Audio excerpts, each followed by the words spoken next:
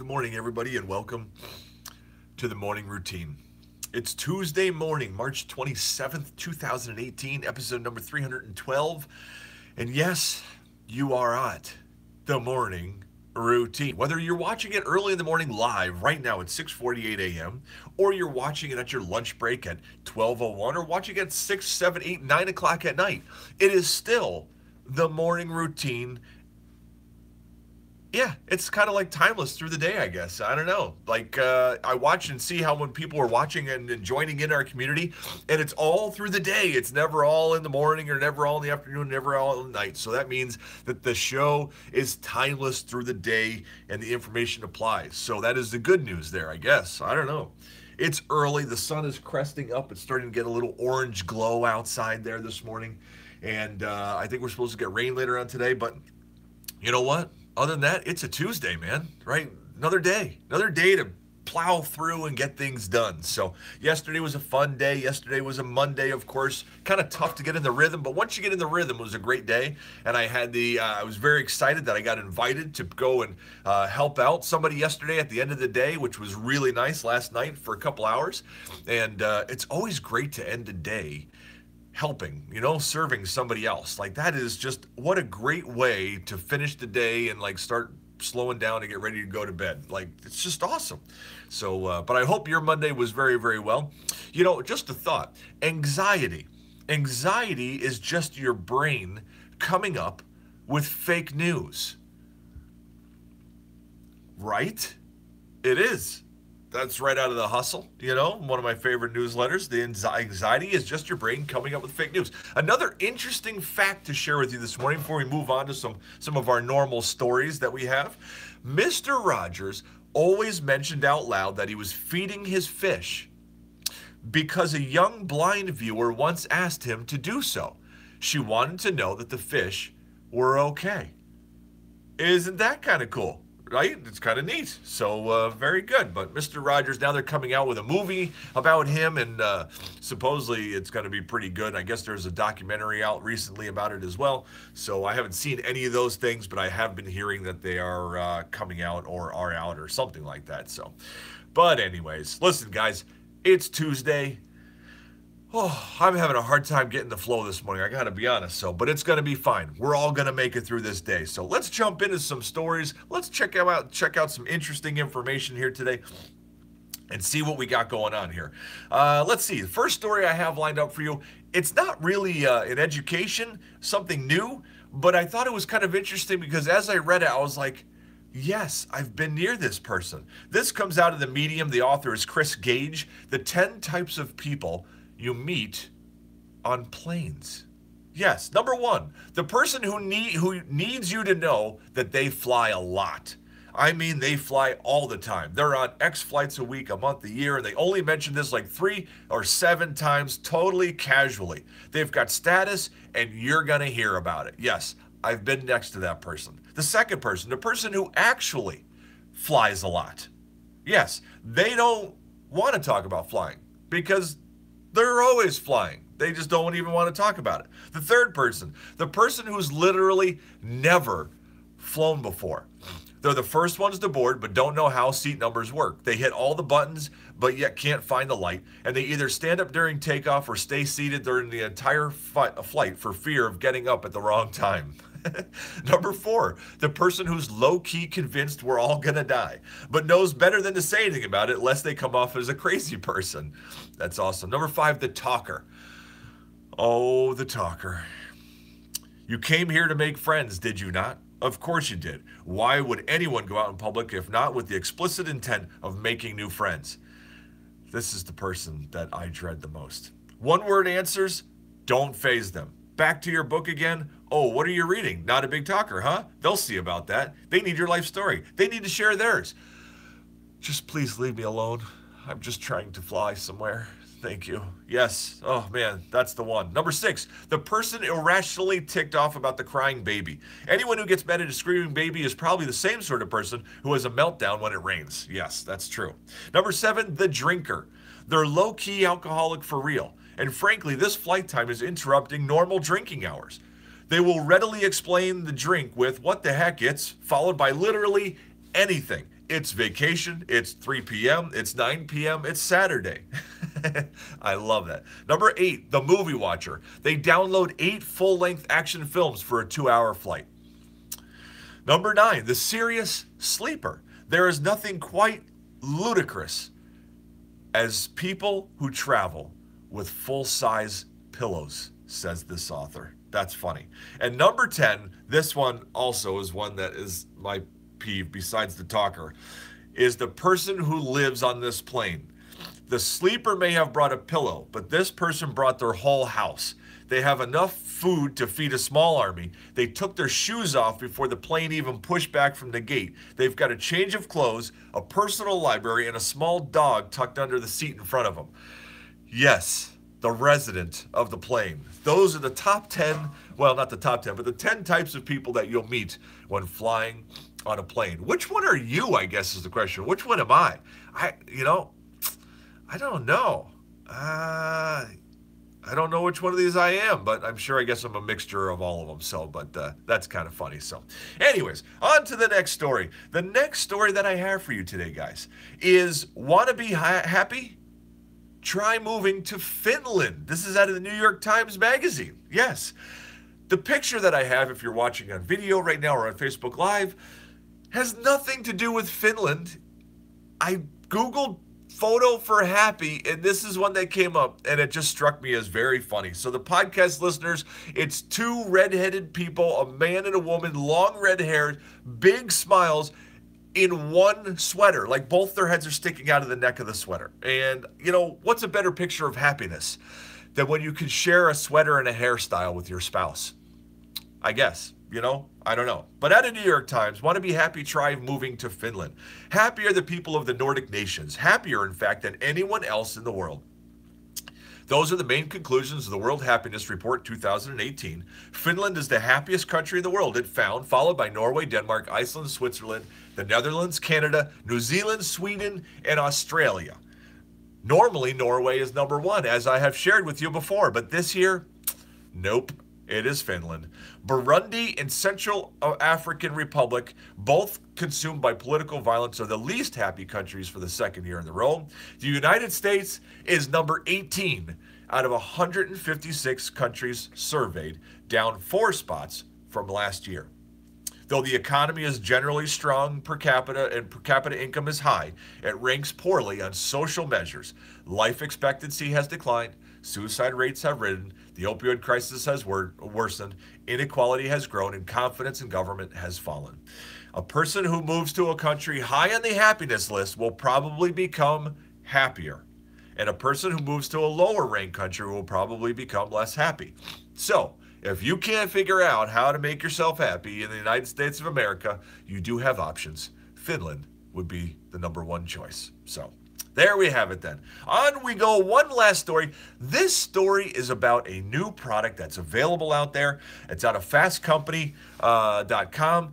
As soon as I was reading this, I thought of one person in my life that I just had to share this article because I know if they're listening or watching right now, they're like, I got to get those. In fact, there's people in my life that after watching this, they're probably thinking they better buy this for the same person that I'm thinking of. This LED cabinet light destroys harmful bacteria in your kitchen. Yes, in your kitchen. If your kitchen counter is secretly harboring E. coli or salmonella, a new technology promises to banish infectious germs from your household. Meet Illuma, the LED bacteria-killing under-cabinet light. Yes, this is under-cabinet light for in your kitchen. Preventable infections in hospitals are the number 1 patient killer in the U.S. 1 in 25 patients under hospital care contract a preventable infection, reports the CDC. That's an estimated 648,000 people.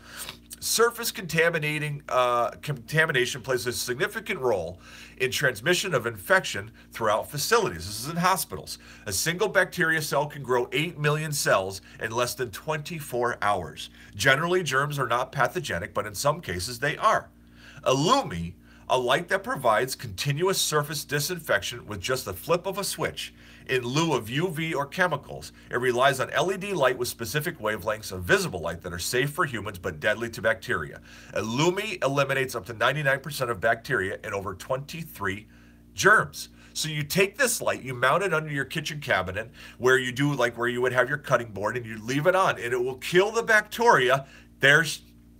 I knew it. I knew it. I love you, sister. That's awesome. Costello spent the last few years testing the product in medical facilities and operating rooms. The Illumi lights are now available to consumers starting at $89 for a 9-inch display all the way up to $180 for a 12-inch strip. They don't advocate setting up lights all over your home, rather just in targeted areas that might be prone to potential problematic items like raw eggs or meat. Hopefully, they say, the lights will become just another kitchen tool, like a microwave or blender. Isn't that an interesting new product to have in your home, sitting there where you might be worried where you do most of your cutting and things like that? Or on a wood block where you do your cutting and stuff like that. Very cool. I put a link, by the way, if you go to themorningroutine.live, if you look at today's show, there will be a link to this product on Amazon in case you can't find it on your own. I just put that link in there for you so you can see it there. So, and just so you know, I do have an Amazon affiliate. So if you were to go and do something on Amazon and go and link that thing and buy that or buy anything else in your basket at the same time, yes, your prices are the same as they would ordinarily, but Amazon does pay me a small, and it is very small, but a small commission for driving traffic to their website, just so you know. So that link will take you there, but that does happen. Just want you to know that. So on we go to some Google Trends. The top 10 most searched things yesterday on Google. Number 1, Markelle Fultz. That's a basketball player. Wonder why they're trending number 1. Oh, they returned to the 76ers basketball team. Okay. Number 2, YFN Lucci? YFN Lucci. I don't even know who that is. It's a person, but I don't know who it is. Number 3, Cleveland Cavaliers, the basketball team. Number 4, Facebook stock. Of course, Facebook is getting pounded in the news, so of course people are going to be looking up what their stock is worth as the market is in distress. Number 5, Stephon Clark. Number 6, Odell Beckham Jr. Number 7, Tiana Taylor. Number 8, Christina Aguilera. Number 9, Remington. And number 10, Albert Bell, the baseball player. And that is what people searched the most on Google yesterday. On we go to some trending news, some hand-selected news things here. Let's see, that won't make you want to go back to bed. Let's see here. What is there? I'm looking. These are all bump. Dow Jones Industrial Average closed up yesterday, 670 points. That's good after being down the last 2 times. White House counsel examines loans to Kushner family business. That's an interesting thing, I guess, you know. 2 attorneys turned down the offer to represent Donald Trump. That's kind of interesting, right? I don't know. Let's see. Sue, I can't say, the football player, S-U-H, Damakang, I can't say his first name. Anyways, lands a 1-year deal for $14 million for 1 year to play some football. That's pretty amazing. And let's see here. There is, just looking. Yeah, that's about it. There's really not that much. I mean, everything else will make you sad. So we're going to skip that. On we go, guys, to a passage of wisdom. Something a little bit more timeless, a little bit more important. Today is one verse. I shared a story with you about Job, or some would call him Job, yesterday. Today we're going to continue out of Job with one verse that kind of encapsulates the theme in there. Very simple. Today we're going to read Job 36, verse 15. But those who suffer, he delivers in their suffering. He speaks to them in their affliction. Very simple as far as words are concerned. Not very simple as far as the meaning, right? But those who suffer, he delivers in their suffering. He speaks to them in their affliction. It means very simply, guys, that when you're in the moment of distress, when you're at a time of wandering, it could be a one-day thing, it could be a 3-year thing that's just very distressing, and you don't know where you're going, and there's pain, and there's unsettledness, and it's not going the way that you want, and all that. He will speak to you in your affliction. He will be there. He will deliver you from that time. It doesn't mean that that time will go away and it doesn't exist. But it does mean that he will protect your heart and your mind, and he will lead you out of that time. For many times, he will lead you out stronger. You know, it's funny, we were talking with our group the other day about how do we judge a day? You know, how do you judge what a good day or a good month? Or, are you having a good day? Yeah, having a good day. You having a good year? Yeah, having a good year. Usually we judge it based on what went our way. What went our way? That's how we judge. It was a good day today. You're judging it based on what went your way. But is that really the proper way to judge what a good day is, right? A good day is a day when you can see that you lived more Christ-like than you did the day before. That's a good day. That you loved people, that you had patience, that you trusted in God when you're in a time of affliction, right? And all the things that we do, that we try to grow and be better in our lives, right? As it's been laid out for us. And in Job, he says he speaks to them and their affliction. God is with us each and every day as we try to make every day a good day. Not everything will go our way, but that doesn't mean that it's not a good day. Trust in God, he will lead us through it and out on the other side, and we'll be even better for it. And trust me, I have a hard time saying those words sometimes, being some of the things, well, I can't even say some of the things, being one thing that I've been through in my life. And it's still hard for me to wrap my brain around the idea of saying that I'm better coming out the other side, because it's like I'm making a judgment of worth it or not. And it is not, was not, will never be worth it. I hate to say it, but in a selfish way, I'd rather be a worse person and go back in time. It's awful to say that, but it's a fair feeling that I do have. So let's pray, guys, and let's get this day started. Father, good morning. Father, thank you for this Tuesday, this very special day that many did not get to wake up and enjoy this day. Yet here we are. We get to have this day. What a blessing laid out in front of us, right at our feet. And we get the choice today to decide, how are we going to look at this day? Are we going to focus on the things that give us trouble and trial? Or are we going to focus on the things where we can be great and we can be more like you and we can love people and shine our light to people and trust in you that you're leading us somewhere, even though we can't see where it is that we're going? Father, what a gift it is to know that you're on our side and that we're not walking through something all by ourselves. For some of us, Father, we're in a one-day trial, a one-week trial, a one-month trial, and it'll be all gone and better. For some of us, Father, we're in a situation that may last the rest of our life.